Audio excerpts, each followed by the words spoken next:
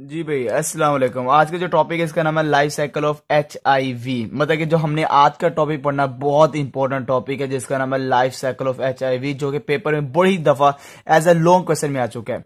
Life cycle को start करने से पहले देखा जाए, ये जो मैंने आपके सामने ये जो स्ट्रक्चर को ड्रा किया है इसका नाम है टी लिम्फोसाइट। ये टी लिम्फोसाइट है, इसकी ये जो दीवार है इसका नाम है प्लाज्मा मेम्ब्रेन, और इस प्लाज्मा मेम्ब्रेन के ऊपर रिसेप्टर होता है और उस रिसेप्टर का नाम क्या है, CD4 रिसेप्टर है। अब CD4 रिसेप्टर कैसा है, ये आके अटैच होता है जिसका नाम है HIV का वायरस। ये जो HIV का वायरस है, ये आपको जो ऊपर की कवरिंग नजर आ रही है, इस कवरिंग का नाम है एनवेलप। इसके अंदर ये जो आपको डब्बा सा नजर आ रहा है इसका नाम है कैप्सिड। कैप्सिड के अंदर मौजूद है 2 RNA और 2 रिवर्स ट्रांसक्रिप्टेज एंजाइम मौजूद है।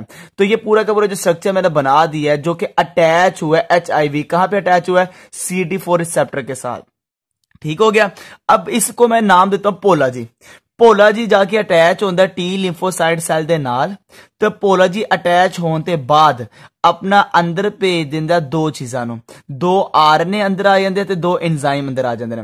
मतलब कि पोला जी अटैच होने के बाद पूरा दा पूरा जो कैप्सिड है बाहर आ जाता है, ये पूरा का पूरा जो एनवेलप है वो भी बाहर रह जाता है। पोला जी अंदर जो दाखिल करता है और 2 चीजें दाखिल करता है, एक का नाम है क्या है RNA और एक का नाम क्या है रिवर्स ट्रांसक्रिप्टेज एंजाइम है।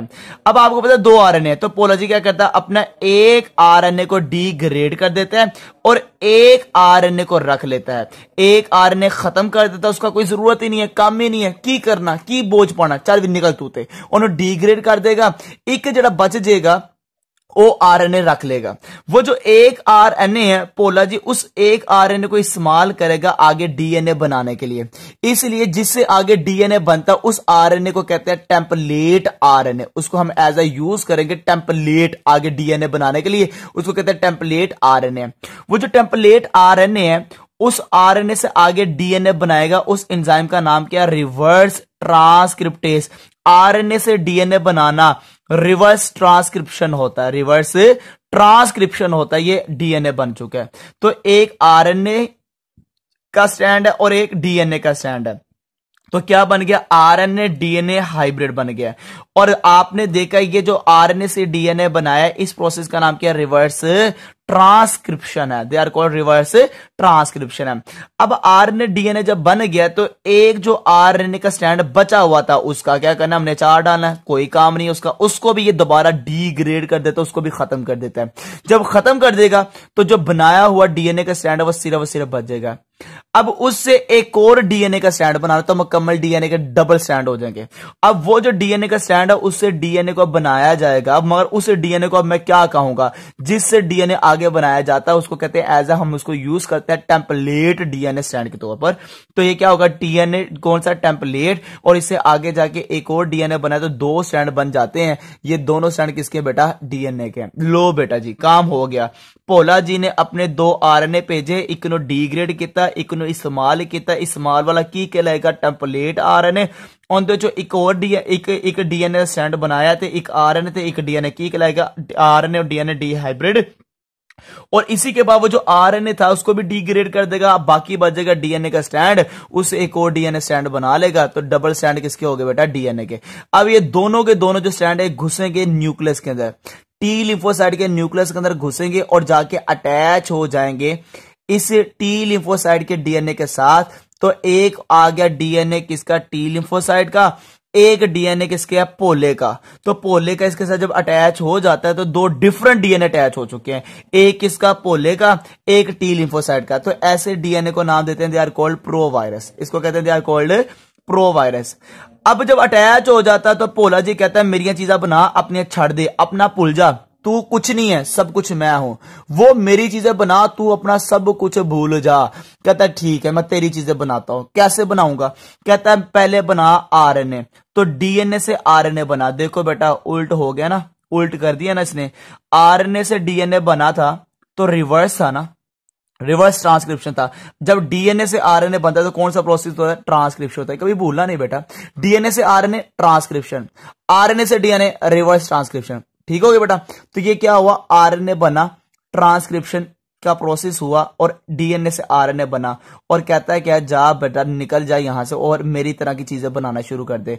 मेरी तरह से कौन कह रहा है? पोला जी कह रहे। पोला जी कह रहे मेरी तरह चीजें बनवाई, ठीक है ना, आरएनए जा निकल जाता, साइटोप्लाज्म चले जा।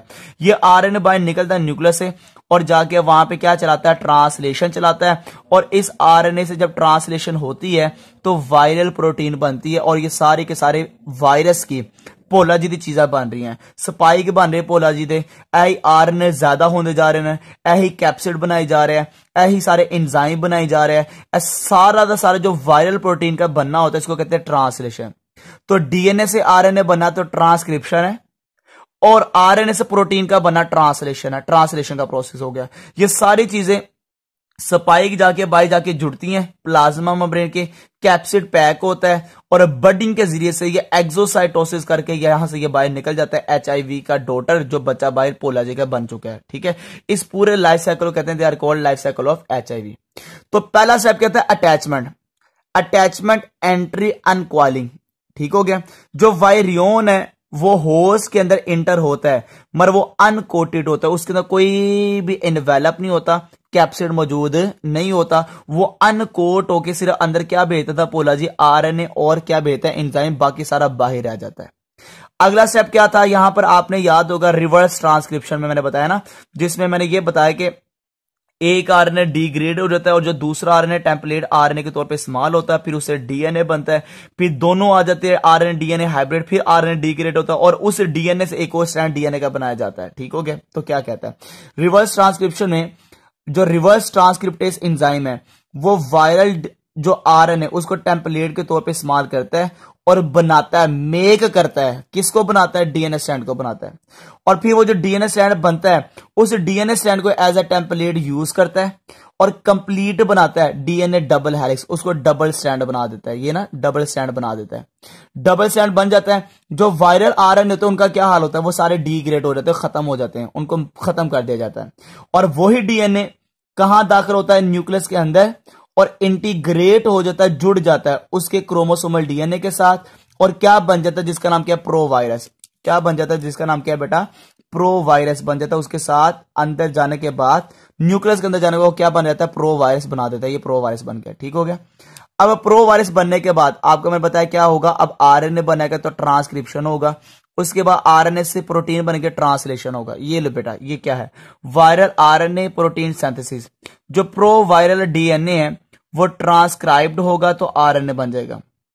ठीक हो गया, ट्रांसक्राइब्ड होके क्या बन जाएगा? आरएनए। और वो आरएनए की ट्रांसलेटेड होगी या ट्रांसलेशन का प्रोसेस हो तो क्या बना देगा? प्रोटीन बना देगा।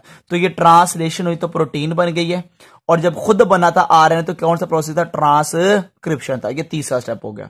चौथे स्टेप में क्या था? ये सारी पैकिंग होगी और यहां से ये बाहर निकलेगा बडिंग के जरिए से।